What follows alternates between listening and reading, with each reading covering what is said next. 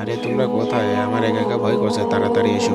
তখনই একটি শূন্যবেশে কাপড় তার দিকে আসে। লোকটি দেখতে মাটিতে কাপড়টি পড়ে যায়।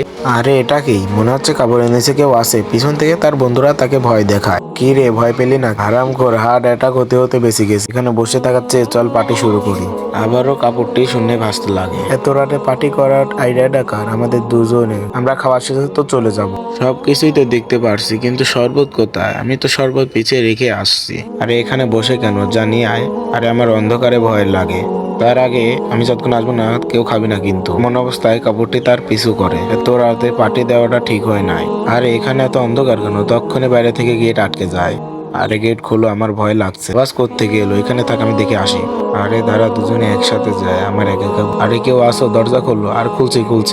কি হয়েছে? আমি যখনই ঘরে ঢুকছিলাম দরজা একাই বন্ধ হয়ে গেল। ড্রামা আমার একদম ভালো লাগে না, আমি সত্যি বলছি। এখন চল খাবারটা খেয়ে নেই। আরে এ কোথা থেকে চলে আসলো? আমার মনে হয় ভূত। আরে পালিয়ে গেল।